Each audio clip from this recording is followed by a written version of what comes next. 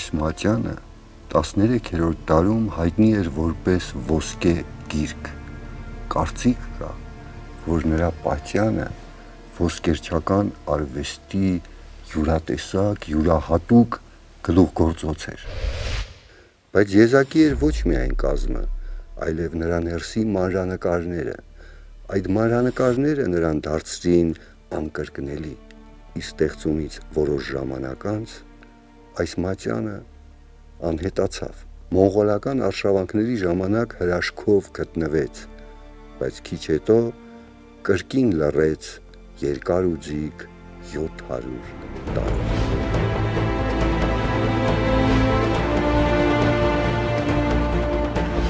Իմ ձեռքերում այդ գիրքն է հասարակ կաշվե կազմով։ Իսկ ուր է անհետացել նրա ոսկե գլուխգործոց կազմը, որի համար այս մատյանը ոսկե գիրք են անվանել։ Գուցե թալանել տարել են մոնղոլները,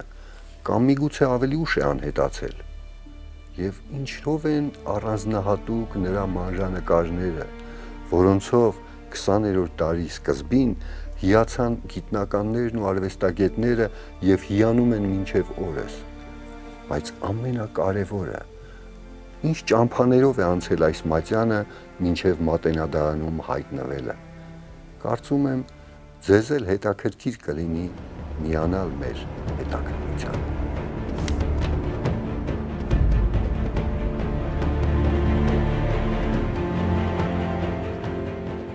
Այժմ Մատենադարանի գրապահություն սրբորեն պահվող այս գրքի ճակատագիրը իրականում շատ բարդ էր ու խնդրահարույց։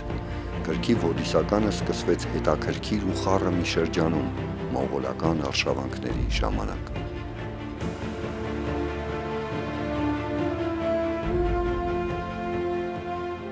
Հայտնի է, որ մոնղոլական արշավանքների ժամանակ նրանք օգտագործում էին նաև իրենց հպատակություն հայտնած հայ և վրաց իշխանների զորքերը։ Հասկանալի է, որ այդ քաղաքների բերդերի գրավման ժամանակ կողոպուտ էր տեղի ունենում նաև վանքերի եկեղեցիների, որտեղ բազմաթիվ ձեռագրեր կային, եւ ահա հայ իշխանները բարեբախտաբար այդ ձեռագրերը վերցնում էին այդ ավարից, գնում էին կամ փրկագնում էին։ Մոնղոլական արշավանքներին մասնակցում էր նաև Արցախ աշխարհի իշխան Գրիգոր Դոբյանը։ Հենց նա մոնղոլների ավարի մեջ նկատեց հայկական ավետարանը։ Իշխանը այն ձեռքը վերցրեց ու սկսեց թերթել։ Այն, ինչ տեսավ գրքի էջերին, նրան այնքան զարմացրեց, որ որոշեց ինչ գնով էլ լինի հետ ստանալ մոնղոլներից այս ավարը։ Մոնղոլների համար այն ոչ մի արժեք չէր ներկայացնում, ուստի որոշակի փրկագնի դիմաց Դոբյանը ուղղակի հետ գնեց այն։ Մատյանը այդ օրվանից դարձավ Գրիգոր Դոբյանի և նրա կնոջ Սյունյաց իշխանադուստր Ասփայի սեփականությունը։ Այն, որ Գրիգոր Դոբյան իշխանը մոնղոլական աճուրդների ձեռագրեր էր փրկագնում և նվիրում խադավանքին, չի բացառվում, որ թարգմանչած ավետարանն էլ կարող էր փրկագնված լինել, բայց ավետարանը խադավանք է հասել 14-րդ դարի սկզբին և Գրիգոր Դոբյան իշխանը ու իր կին Սյունյաց Տարսայից իշխանի դուստր Ասպան զարդարել են, կառուցել են բեմի սեղանը և վանքին են նվիրել այս ավետարանը։ Սա ամենայն բարեպաշտությամբ զարդարյալ, զարդարյաց զանազան սպասյուկ և շինվածյուկ ըզ եկեղեցիս Հայաստանյաց, ստացավ և Սուրբ ավետարանս արդար ընչից յուրոց և ընձայած Սուրբ ուխտն յուր խադարիվանս, որ է գերեզմանատուն մեծ իշխանացն ազգին դոփանց, և ինքն կարճորյատ կենոք փոխի մահվամբ հաշխարես ար Քրիստոս և դնի ի դամբանի ի նույն վերասացյալ Սուրբ ուխտն։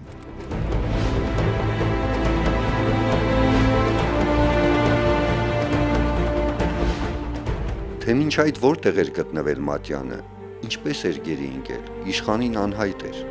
Ոչ ոք ոչինչ չգիտեր, ապարդյուն էին նրա թեկուզ որևէ բան իմանալու ջանքերը։ Իշխանը, սակայն, վարակվել էր Մատյանի նկատմամբ անհակ սիրով, ու մի օր էլ մտքովն անցավ փոխել Մատյանի կազմը։ Դոբյանը ամբողջ գավառով հայտարարություն տարածեց, թե նա, ով կպատրաստի այս ավետարանին արժանի կազմ, բացի վարձատրությունից կկարգվի նաև իր իշխանության առաջին վարպետը։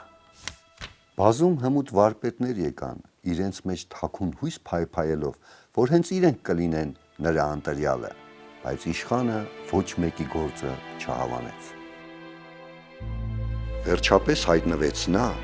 ում Գրիգոր իշխանը վստահեց իր երազանքի իրականացումը։ Խորհրդավոր վարպետը իշխանի առջև դրեց նրա սրտի ավետարանը, փաթաթված մետաքսե կտորով։ Իշխանը բացեց ու քարացավ։ Կազմն ամբողջովին ոսկուց էր։ Վարպետը միայն այդ ազնիվ մետաղին էր վստահել Մատյանը պահպանելու պատիվը։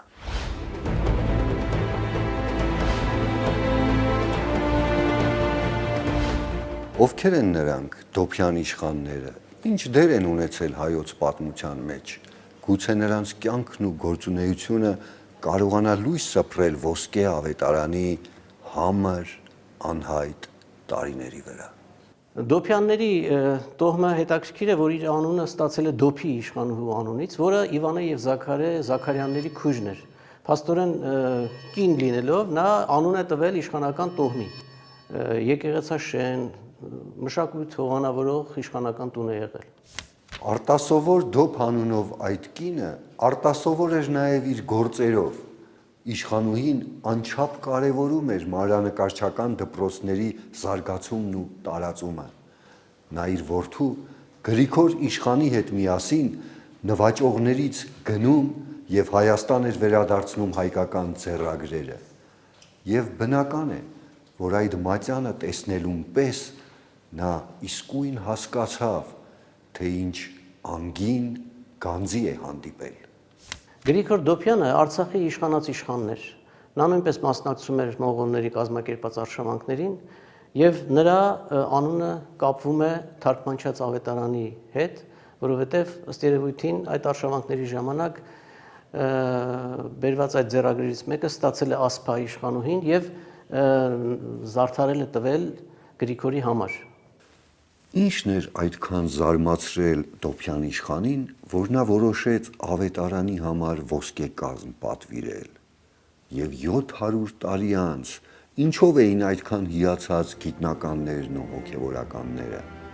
Գուցե այս հարցերի պատասխանները նույնպես թաքնված են ավետարանի հիշատակարանում։ Բազմաթիվ ավետարանների մեջ այս մեկը եզակի է, ու այն արժեքավոր են դարձնում զարմանալի մանրանկարները։ Մատյանը պատմում է, որ հետաքրքիր զուգադիպությամբ ծաղկողի անունը ևս Գրիգոր է։ Ցավոք, որևէ այլ ավետարան, որտեղ նշված լինի Գրիգոր ծաղկողի անունը, մեզ չի հասել։ Նրա մասին որևէ տեղեկություն որևէ այլ աղբյուրում չկա, որպեսզի կարողանանք պարզել ով էր նա ու որտեղից։ Ստացվում է, որ ավետարանը կամ նրա միակ ծաղկազարդումն է, կամ էլ բոլոր մնացածները, եթե այդպիսիք եղել են, մեզ չեն հասել։ Հետաքրքիր է, որ եւ նկարչի ծաղկողը, որ 100 տարի առաջ էր ապրել, եւ նկարիչը, որ ապրել է 14-րդ դարի սկզբներին, Գրիգոր անունն ունեն, եւ երբեմն գրականության մեջ այս երկու Գրիգորները միացվել են եւ համարվել է, որ կա մեկ Գրիգոր ծաղկող, մինչդեռ մեկը իրեն կոչում է Գրիգոր ծաղկող, մյուսը կոչում է Գրիգոր նկարիչ։ Փաստորեն հայտնի դարձավ Մատյանի խորհրդավոր ծաղկողի անունը Գրիգոր եւ այն, որ նա միայն ոսկե գիրքն է ծաղկազարդել, բայց ո՞րն է Մատյանի խորհրդավոր ուժի գաղտնիքը, որտեղից է բխում նրա հզոր ձգողականությունը։ Թարգմանչած ավետարանը առանձնանում է մեր բոլոր ձեռագրերի մեջ եւ խնդիրը ոչ թե ինչպես օրինակ Կիլիկյան մանրանկարների պարագայում է Կիլիկյան նկարազարդ ձեռագրերի պարագայում ոչ թե ոճի զարմանալի հղկվածությունը, բյուրեղացումը, ազնվականությունն է, ոչ, թարգմանչած ավետարանը արժեքավոր է մեզ համար իր զարմանալի խորհրդավորությամբ, իր տրամադրություններով, որոնք ասես իրենց մեջ խտացնում են մեր ժողովրդի ողբերգական պաթոսը։ Բնանկարները իրենց բնույթով կուբիստական են։ Սա զարմանալի երևույթ է։ Թարգմանչած ավետարանի բնանկարների նման բնանկարներ մենք չենք տեսնում ոչ հայ, ոչ համաշխարհային արվեստում։ Ահա թե ինչ էր տեսել Դոփյան իշխանը եւ հիացմունքից քարացել։ Մանրանկարներն իսկապես անկրկնելի են։ Կատարման վարպետությունը ապշեցնում է իր բնականությամբ ու նրբությամբ։ Այս ամենը այնքան մոգական ազդեցություն էր թողել Գրիգոր իշխանի վրա, այնքան կախարդիչ, որ նա որոշեց գրքի համար ոսկե կազմ պատվիրել։ Սակայն ակնհայտ է, որ ներկայումս մոգական մատյանի կազմը Կաշվից է։ Այդ դեպքում ինչպես կամ ուր է անհետացել ոսկե կազմը։ Ում ձեռքով։ Այդ կազմերի մասին երբեմն մենք հիշատակարաններ ենք գտնում անմիջապես կազմերի վրա, կազմողի հիշատակարանը կամ ձեռագրի հիշատակարաններում։ Ինչ են հիշատակարանները։ Դրանք գրչի, մանրանկարչի, երբեմն նաև պատվիրատուի, նաև ստացողների, հետագա ստացողների, ուրեմն հիշատակություններն են, որոնք մնում են սովորաբար ձեռագրի վերջում։ Դժբախտաբար հիշատակարանները թարգմանչած ավետարանի չեն պահպանել, չեն հիշատակում թարգմանչած ավետարանի փրկվելու պատմությունը 14-րդ դարից մինչև 20-րդ դարի սկիզբը։ Այնուամենայնիվ միթե վստահաբար կարող ենք պնդել, որ ոսկին միայն գրքի ներսում է եղել։ Կարծում եմ չենք կարող, որովհետև ներկայիս կազմը շատ ավելի նոր է, քան ինքը, գիրքը, եւ մինչ այդ կազմը ինչ կազմ է ունեցել այն, գուցե ոսկե, եւ որտեղ, երբ է այն անհետացել։ Արդեն ասացինք, որ դոփյանները ամբողջ աշխարհի աճուրդներից փրկագնում էին հայկական մատյանները, սակայն ինչ էին անում նրանք այդ ձեռագրերը, ինչ ճակատագիր էին ունենում դրանք, չէ որ հնարավոր չէ անվերջ կուտակել գրքերը, միգուցե վաճառել են ուրիշների, չէ որ այն ժամանակ ընդունված էր, որ ամեն ընտանիք ունենար իր սեփական ավետարանը։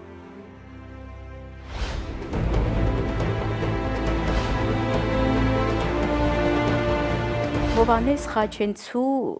մահից հետո դոփ իշխանուհին մշակութային մեծ գործունեություն է ծավալում եւ խադավանքին է նվիրում մեծաքանակ ձեռագրեր, մատյաններ, իսկ նրա որդին Գրիգոր Դոփյան իշխանը, որ մոնղոլական արշավանքների մասնակից էր, ամեն անգամ մոնղոլական աճուրդից գնում եւ խադավանքին է նվիրում բազմաթիվ ձեռագրեր։ Խադավանք Ճարտարապետական հուշարձան Արցախի Մարտակերտի շրջանի Վաղուհազ գյուղից արևմուտք։ Հիմնադրվել է վաղ միջնադարում, հանդիսացել է Վերին Խաչենի ամենանշանավոր գրչության կենտրոնը։ Իր անունը ստացել է Արցախում քրիստոնեության առաջին տարածողներից մեկի Թադեոս Առաքելի աշակերտ Խադ եպիսկոպոսի անունից։ Վանքը հիշատակվում է նաև Խադայի վանք,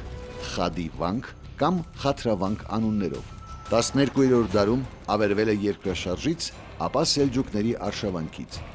Համալիրի այժմյան եկեղեցին 1204 թվականին կառուցել է Հովանես եպիսկոպոս Խաչենցին։ Պատմում են, որ Գրիգոր Դոփյանի կինը Ասփա իշխանուհին այդ գիրքը ավետարանը նվիրեց վանքին։ Նա համոզված էր, որ այնպիսի հոգևոր հարստությունը, ինչպիսին ոսկե գիրքն է, արժանի էր միայն հոգևոր օջախում պահվելու։ Սակայն թողել էր արդյոք Ասփան ոսկե կազմը մատյանի վրա, երբ նվիրաբերում էր այն, չէ որ ոսկե կազմով գիրքը մտահոգությունների առիթ կտար։ Իշխանուհին հստակ գիտեր, որ թանկարժեք ոսկին կարող է պատճառ դառնալ նորանոր արկածների,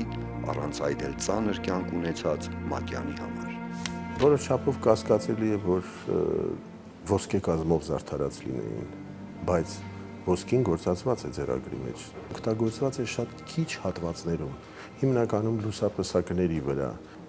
բայց հիշատակարանների մեջ նշվում է, որ հետագա ստացողը Գրիգոր Դոփյան իշխանը զարդարել է ձեռագիրը ոսկե կազմածով, շքեղացրել այն, ուրեմն հնարավոր է, որ ոսկե ջրված արծաթե կազմով է զարդարել։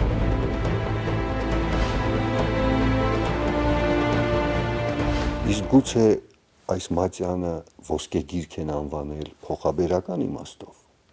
1311 թվականին վախճանվում է Ասփան եւ թաղվում Խադավանքում, որը Դոփյանների դամբանատունն էր։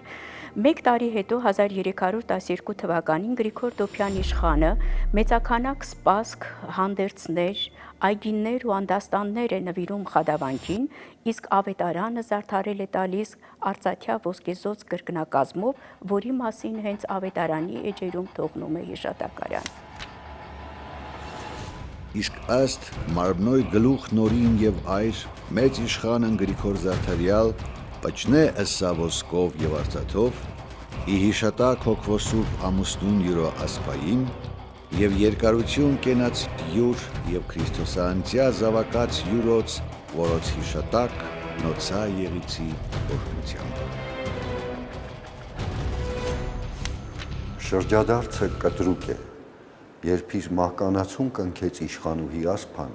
Գրիգոր Դոփյանը նրա հիշատակին ոսկով ու արծաթով պատեց ավետարանը եւ այն նվիրեց Խադավանքի մատենադարանին։ Ինչպես գիտենք, Խադավանքը գոյատևել է մինչև 13-րդ դար, երբ կործանվել է երկրաշարժերից ու ասպատակություններից։ Իսկ ինչ եղավ գիրքը։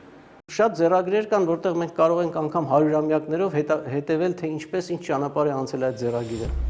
Եվ երբեմն, ասենք, Կիլիկիայում գրված ձեռագիրը գալիս է Հայաստան, հետո Արցախ, հետո Գուգարք, հետո ի վերջո Մատենադարան Էջմիածնից։ Եվ այդպիսի հետաքրքիր ճակատագիր է անցել նաև թարգմանչած ավետարանը։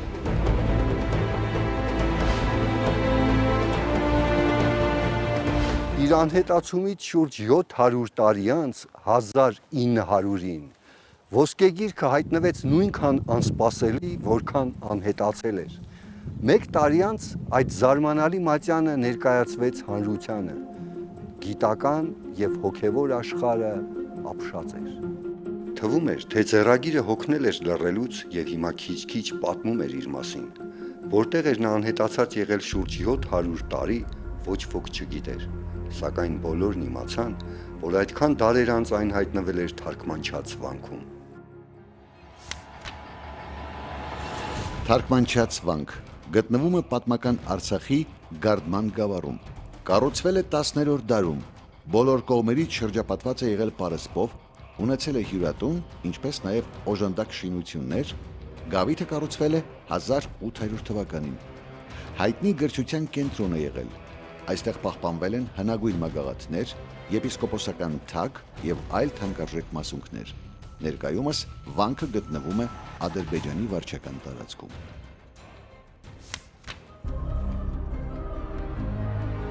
Թարգմանչած վանքի կառուցումը ժողովուրդը կապում է Մաշտոցի անվան հետ։ Կան զրույցներ այն մասին, որ վանքը կառուցել է Մեսրոպ Մաշտոցը նպատակ ունենալով հայոց աշխարհում քրիստոնեություն տարածել։ Հաշվի առնելով, որ Մաշտոցը առաջին հայ թարգմանիչն էր, վանքը կոչվել է Թարգմանչած։ Եվ հենց այստեղ ուղիղ 1900 թվականին հայտնաբերվեց ոսկե գիրքը։ Մենք պարզեցինք, որ թարգմանչած ավետարանը եզակի են համարել մանրանկարներում առաջին անգամ կիրառված հնարքների շնորհիվ։ Պարզեցինք նաև, որ այն ոսկեգիրք են անվանել ոսկե կազմի պատճառով, բայց 700 համր տարիների պատմությունը մեզ այդպես էլ բացահայտել չհաջողվեց։ Եթե բացահայտեինք, կիմանայինք նաև այն ինչպես եւ ուր անհետացավ։ Չէ՞ որ վերջի վերջո այդ ոսկի կազմի պատճառով են այն ոսկեգիրք անվանում։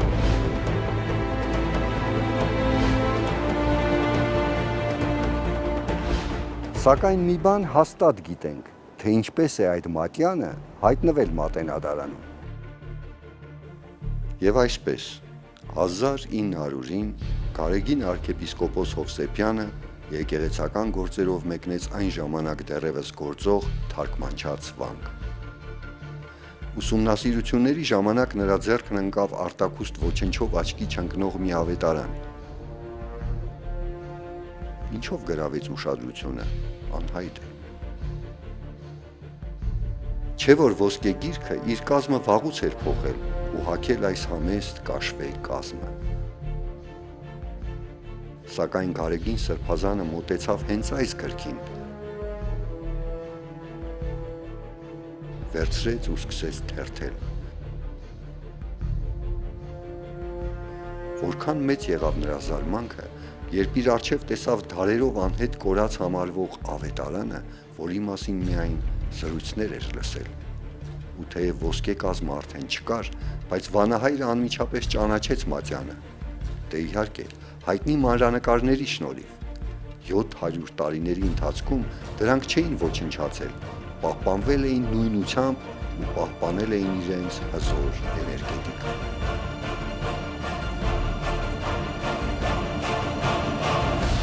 Միթե Գարեգին arczepiskopos Հովսեփյանը առաջինն էր, ով այդ 7 տարերի ընթացքում ձեռքն էր վերցրել ավետարանը։ Իհարկե, ոչ։ Սակայն նա միակն էր, ով ճանաչեց Մատյանը, այն նույն ձեռագիրը, որի մասին միայն զրույցներ էր լսել։ Չէ՞ որ ավետարանի հայտնությունը իսկական հրաշք էր։ Այն սովորական ձեռագիր չէր, այլ մի ավետարան, որին ժողովուրդը անվանել էր ոսկե գիրք։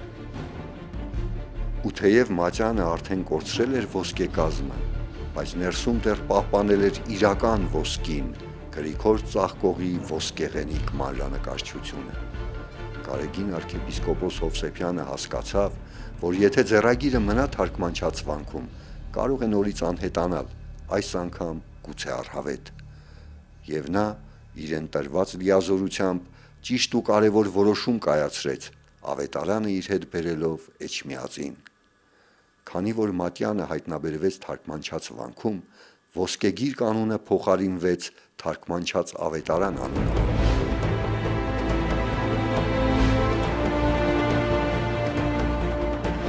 Մատենադարանի կառուցումից հետո Էջմիածնի բոլոր ձեռագրերի հետ թարգմանչած ավետարանը տեղափոխվեց այստեղ։